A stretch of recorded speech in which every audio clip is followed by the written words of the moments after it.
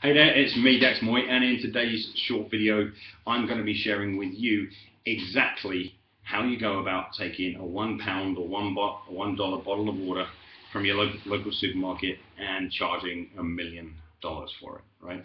So you first hear that sounds like complete bullshit, like it's impossible. You'd never be able to charge $1 million for a small bottle of water that you'd not only pay $1 for. It makes a lot of sense when you put it into the context that, kind of if I'm standing straight outside of a supermarket, I'm in the middle of a city. In the middle of a city, there's plenty of water. There are people that have probably just come from their homes. They can go into any store. They could even go into the supermarket behind me and buy the same bottle for $1, right? Why the hell would they give me $1 million for it? Okay, so that in itself should have given you the biggest clue, right? Our environment largely shapes the value of something. So there are really 5 key factors to look at, right? One, what is being offered? In this case, it's water. And water is free and abundant in a city. But you take me out into the Sahara Desert, where it's much harder to come by, that same bottle of water is just increased in value by quite a large margin, right? But still, paying $1 million for a bottle of water, even in the Sahara Desert, is a bit far-fetched. It's not going to happen, right? So, what's being offered? Where is it being offered? Like that's an important factor, right? Am I offering it straight? Am I standing next to a tap, filling up water into a bottle? Am I offering it in the Sahara, right? What's being offered? Where is it being offered? To whom is it being offered? Am I offering it to kind of people who already have an abundance of water, who've drunk plenty, they're not even thirsty? Or am I offering it to a dying man who's crawled across the desert on his hands and knees for the last 50 miles and is desperate to have access to water right now? Who am I offering it to? Okay, and again, hopefully you can see that person now is in a very, very different position compared to the person walking past me in the street. I'm clearly not saying I would charge a dying man $1 million for a bottle of water, but let's just say I was. Let's say I was nasty and a really horrible person, and I really didn't care about people, and I really didn't kind of care. I just wanted to make my money, right? Well, the likelihood now of this person before me pulling out his credit card and giving me whatever I asked for it has actually just risen by quite a large amount, right? So why is it being offered? What's the next reason? Is it being offered for a cool, refreshing drink on a sunny afternoon, or is it being offered to keep a person alive? And again, you can see, shit, if I don't drink this water, if I don't get water real soon, I know I'm going to die, versus, oh, I'm a little bit parched and would like some water. Very, very different story, right? And the final aspect, who else is offering it? Okay, the guy has just crawled across the desert, right? Thirsty, he's dying, right? He arrives at the side of the road where I happen to be standing. I'm saying to him, this is going to be $1 million, but there are like 30 other vendors standing across here, all with water as well, right? The value of my water has gone down, right? The value of my water has gone down. But you're the person who's crawled across the desert on your hands and knees. You are beyond thirsty. You know you're going to die if you don't get water soon. You happen to be very wealthy and you've still got your credit cards in your pocket.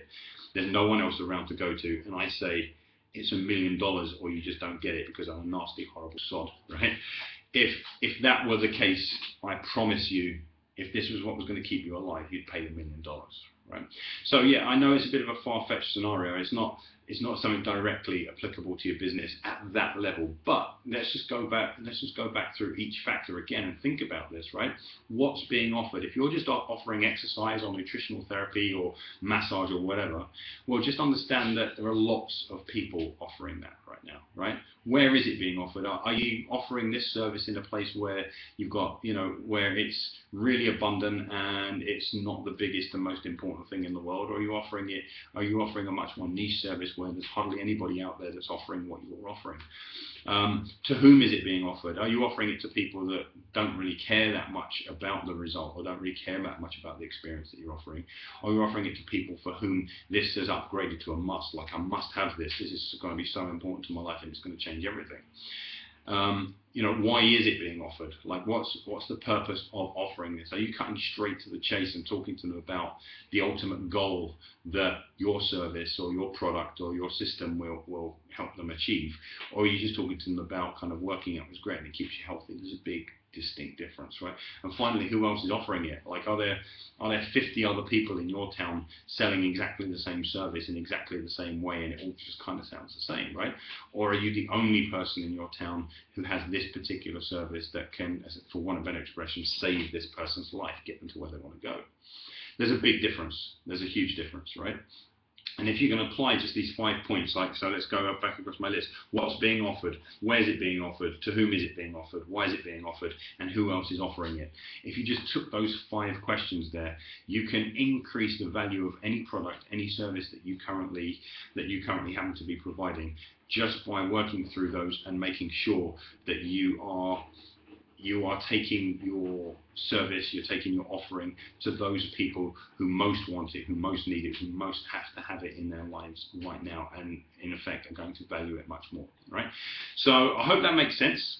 I hope you can see how you would in fact pay $1 million for a bottle of water if you had it, and that it's actually quite easy to increase your pricing, not by doing anything dishonest or not by being a mean and nasty sod, but instead by just making, essentially what we're talking about here is scarcity, right? All of this has just been another word for scarcity, but logical scarcity and authentic scarcity. Like, I am genuinely the only person in my town or in my country that offers this in this way.